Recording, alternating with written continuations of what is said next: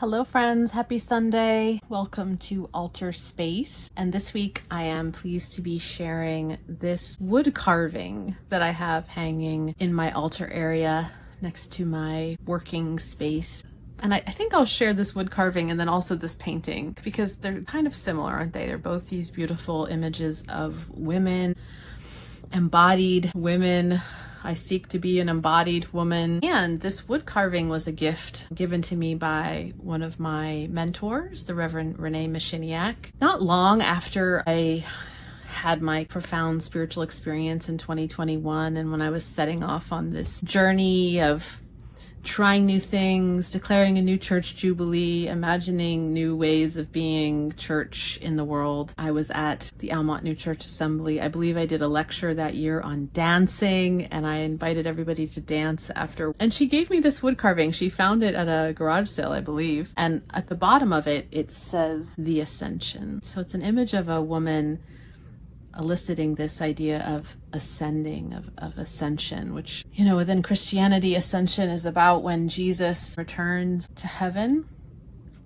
And there's a lot of people who speak about ascension as another word for regeneration, for growing, for reconnecting to the spiritual level of our being and changing, right? Changing, getting out of the mire and the heaviness of life, all of the negative voices of our inner critics that run so much of this earthly show, releasing that stuff, releasing that low vibration survival mentality and way of being, and stepping into the thriving of the spirit, the trust in the eternal, the sense of our oneness and our wholeness. That's what I'm about. And Renee is about that, and she saw that in me, and she gave me this gift, and I'm so grateful. I'm so grateful for her friendship. Interesting that Renee was also my mentor when I was in seminary. I had my first internship with her, and she was the one who taught me to preach without notes. She taught me to step away from the script and the notes and to speak from the heart. So she's been on my journey for a long time, helping me to ascend, to claim my inner knowing and to bring it into being in the world. And I don't know if I'd still be walking this walk if it were not for her. She's been so encouraging. So I keep this in my altar space, and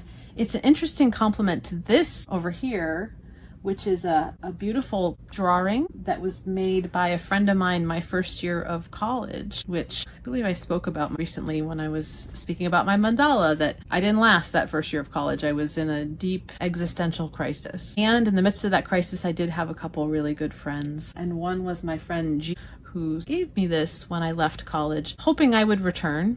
I didn't, sadly, return, but it's a beautiful image of a woman. And when I think back to myself at 18, 19 years old, I had no idea that I would be considering ascension one day, that there was any way to escape or to transcend or overcome some of those messages of heaviness and survival. I mean, I was deep in survival that first year of college, deep in not feeling good enough, not feeling like I had anything to offer, having this sense that everybody else knew what was going on with life and I didn't. And yet there was beauty.